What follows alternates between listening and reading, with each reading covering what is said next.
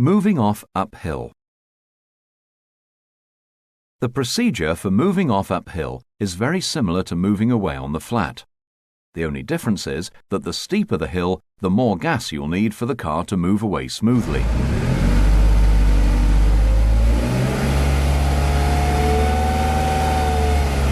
It's important that you judge the biting point accurately before releasing the handbrake, otherwise the car will roll backwards. Should this happen, smoothly bring the clutch up a little more to move the car forwards. Moving off downhill. To move away downhill, you'll use a slightly different procedure. There's no need to set the gas and find the biting point. Simply prepare the car by pressing the clutch pedal down to the floor and selecting the most appropriate gear. Keep your foot on the foot brake so the car doesn't roll, then release the handbrake. Now the car is prepared to go. Take your usual observations and consider a signal. If it's safe to go, release the foot brake so the car starts to roll. Cover the gas with your right foot. Start to smoothly release the clutch. Start to apply more gas in order to make progress. The gear you select to move away downhill will depend on the gradient of the hill. If it's fairly steep, then second gear will be better than first. You might even consider third gear on a very steep hill. Moving off at an angle. When moving off at an angle, it can be harder to see and be seen as the vehicle in front may hide you. With this in mind, you're more likely to need a signal, particularly in busier situations. Check your blind spot at least twice. As you're moving slowly, other vehicles may approach. It's important to keep your speed down as you move off at an angle. Use clutch control to help you. Don't release the clutch pedal fully until you're clear of the car in front and traveling in a straight line. Mirror use. It's important, when using your mirrors, that you don't take your eyes off the road for any longer than is necessary. Take a quick glance with minimal head movement. You normally use mirrors in pairs, interior first and then the appropriate door mirror. When checking your mirrors, make sure that when you look, you actually see what's around your car. This will allow you to make the correct decision regarding signals and changing speed and position. Mirrors should be checked well before signaling, changing direction,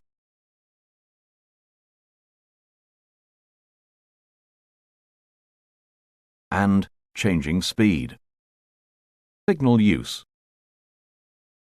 Having checked your mirrors, you must decide if you need to signal.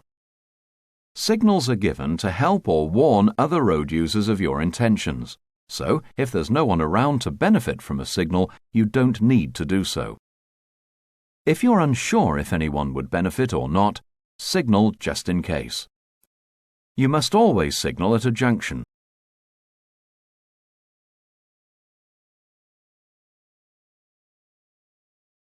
As there could be traffic approaching from one of the other roads that would benefit from knowing where you're going. Give your signal in plenty of time, but not so early or late that you might confuse other drivers.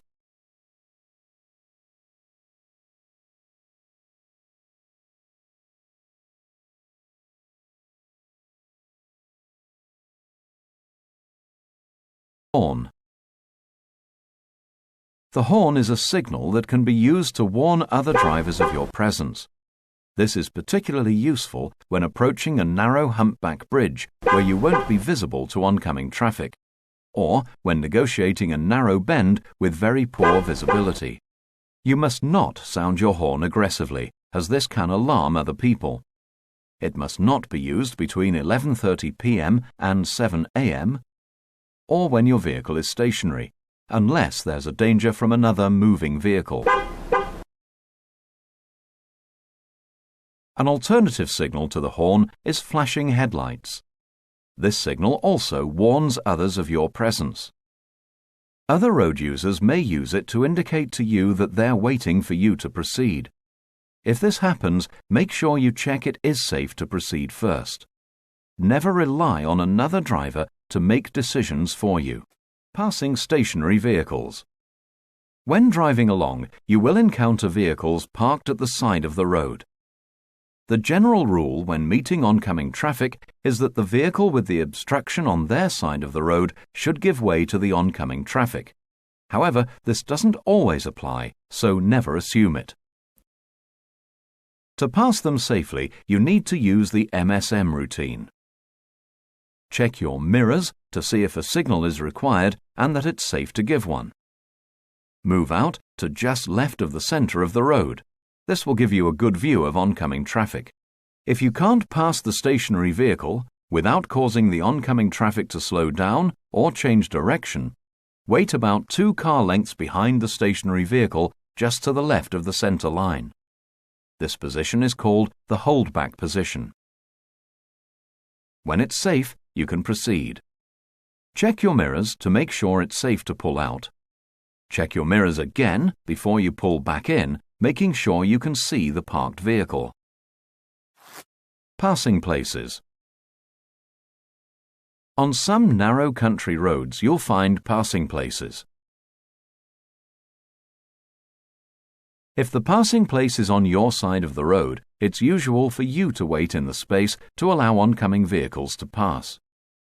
If the passing place is on your right, then you should wait opposite the space to allow other vehicles to pass by using the passing place. Traffic calming. There are various types of traffic calming measures, which are now becoming commonplace on our roads.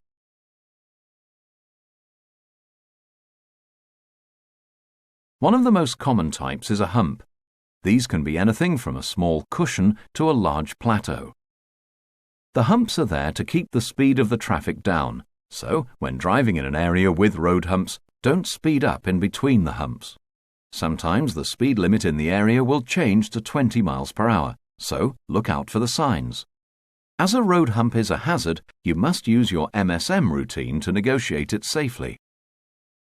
Another common traffic calming measure is the extended causeway. Look out for any road signs and markings that dictate priorities. Then use the MSM routine to negotiate the obstruction, just as you would a parked car.